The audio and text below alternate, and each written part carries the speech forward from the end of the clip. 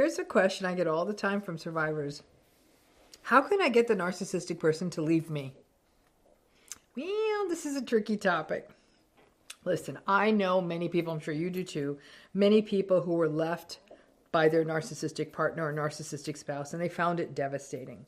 They felt abandoned, they felt rejected, and in the vast majority of intimate relationships in which the narcissistic person is the one who leaves, trust you me, they have already lined up their new supply and have them in place.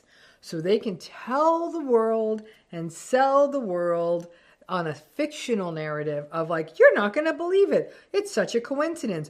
The day after I left my wife, it was fate. I couldn't believe it. I met the love of my life. Of course there was no overlap. I know it's hard when you're left by a narcissistic person. And it's especially hard that if at the time of the breakup, you didn't understand what narcissism was. You may have felt like you've lost a good partner, that you just had a complicated relationship. And this can really feel bad when the narcissistic person who's leaving is a grandiose narcissist. That said, as awareness about these personalities and relationships proliferate, many, many, many people pray every night before they go to bed, please, oh please, take this person out of my life. Listen, some of you have the fantasy, like a pretty well elaborated fantasy, that they'll meet someone else and leave you. And you'll be heroic and say, I understand that you found new love. And you're like, yeah. Some of you have the fantasy that the narcissistic person's job will get transferred and you won't be able to go with them. Some of you have the fantasy that you will even win the lottery. I've heard this one, that you'll win the lottery and give them so much money that they won't be mad when you break up with them. Some of you maybe even have the fantasy that they'll just pass away. Not that you're going to hurt them, but that they'll just pass away. People have car accidents, right? Don't shame yourself for this thinking, because I know people feel guilty, but when you feel this kind of helpless, this sort of thinking is not unusual, right? Now, this idea that somehow the narcissistic person will smoothly parachute out of your life with as little friction as possible is very common for people in these relationships. You wonder, why is this? Well, a lot of this dream that they'll just leave and the stress will be gone, it relates to the realistic fears about how difficult it is to break up with a narcissist, the post-separation abuse, all of it. Narcissistic people do not like being left. They have a lot of rejection sensitivity. They have abandonment issues. They don't like losing power. They don't like losing control. They don't like losing their control of the narrative. It may ding the image they want to put forth to the world. They may even like the setup they have with you, even though you're miserable and even though they're not nice to you. They just may like the setup. They may not want to share their finances with you in a divorce, whatever the reason. So if they don't want to end the relationship, they will make your life miserable if you do. There is no conscious uncoupling here. This is more like, I wish I was unconscious uncoupling. No conversation where you calmly come together and talk it out and talk about how we've gone in separate directions. When a person decides to leave a narcissistic relationship, we commonly see revenge, vindictiveness, smear campaigns, reputational harms, the use of legal abuse, the get to the friends and family before you do maneuver, custody battles, tech abuse and surveillance. Again, there may be all kinds of abuse and divorce proceedings. There may be stalking and social media craziness. There may be endless angry texts and emails to the point where the sound of a text ping of someone else's phone in a public place that isn't even for you, is enough to set off a panic response in you. It can get to that point. So, yeah, it would feel a lot easier if they would just leave. You might even pretend you're sad. Oh, no, really, you want to leave me? And again, keep that happy dance at a minimum. The question, though, because of this, that many people have asked me is, how can I get them to leave? Or can I get them to leave? It's really not so easy.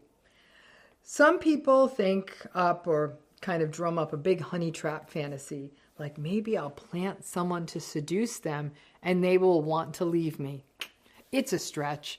Listen, if the honeypot is honeyful enough, they may go for the seduction, but they may just cheat on you and not want to end it. Some people think that maybe I'll just let myself go. I'll gain weight. I'll just let myself go. I will just look a mess. I won't take a shower, that they won't be attracted to you. That's probably also not going to work.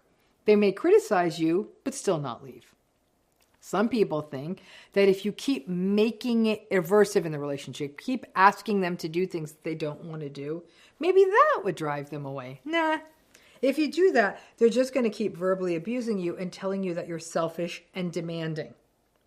If a narcissistic person doesn't want to leave, you are not likely to be able to actively set up conditions that would lead them to leave and lessen the likelihood of post-separation abuse and all the shenanigans that come when a narcissistic person's feelings get hurt. So if you are thinking of leaving, listen, let's call that what it is. That's already brave. Just because you aren't ready to do it, I can tell you this after doing this for a long, long time.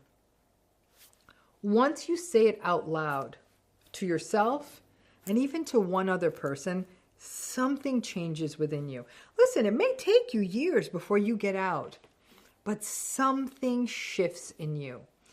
So something like you see it more clearly now.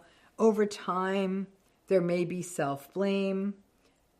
I mean, you start trusting yourself. You start healing within the relationship, even though you are still having to endure the various forms of emotional abuse in these relationships. When you try to heal while you're still in a narcissistic relationship, you're basically trying to heal in the middle of a hurricane raging through a wildfire during an earthquake. It is not easy. The gaslighting, it just simply may not work on you anymore. You know exactly what it is in real time. But that said, it's still exhausting. And sadly, yeah, there may also be a sense of shame in yourself of, why am I not leaving something so terrible? Listen, for a lot of reasons, it may not be the right time. For whatever your reasons are, you don't have to convince anyone of your reasons. Healing means agency. Making the decision that will work for you now, recognizing that that decision may change in a few months, and not just leaving because you feel pressured to do so now that you recognize the narcissistic patterns. At this stage, listen, when you get it and you have radical acceptance, you're no longer waiting for change. You know, this is all good stuff that you're not waiting for that. But the not so good stuff is that it is frustrating and it is exhausting as hell as you try to get there. And then there is the moment that the abuse in the relationship has accumulated to the point that as bad as your fears are about what the post-separation landscape may look like, you recognize it can't be any worse than what you are going through now. Now, people wonder, what is it? Why aren't they leaving? I'm not even good supply anymore. Listen, it's not ever fully clear what makes someone in a specific narcissistic relationship good supply. It's all kinds of things. In some cases, it's optics, and you're part of the optics of the relationship. It could be because you're smart. It could be because you make a mean spaghetti bolognese. It could be because you make them laugh. It could be because they love where you went to college. It could be because they already cheated on you and came to the realization that you were actually the better option. In some cases, it's that they don't feel threatened by you, or that they feel like they've got you figured out and they have you controlled the way you want it. Maybe they have financial control over you. It's different every time. And in some cases, it's really as simple as that their bank account will be bigger if you stay in their life. It's really never about you and who you are. It's about what you can do and what you bring to the table. So basically, you aren't good supply when they decide you aren't good supply. And frankly, if they feel you slipping away, they don't want to lose the control. So you may experience this rather unsettling mix of both hoovering and rage. But traditionally, I've rarely seen the gambit of you making yourself into bad supply, if you will, to try and get rid of them, work, because you often don't know why you were a good supply in the first place. So in general, nah, you can't get them to leave you. It would be nice. It would be nice if any of us could land the narcissistic breakup plane softly. But unfortunately, these endings are often painful and messy crash landings. All I can say is keep the oxygen mask close at hand and don't think you're going to be the exception. It'll be a bumpy ride, but someday you'll feel ready for it when that time comes. But you may not be able to turn them into the person who really is the one who does it. Hope that helps, and thanks again.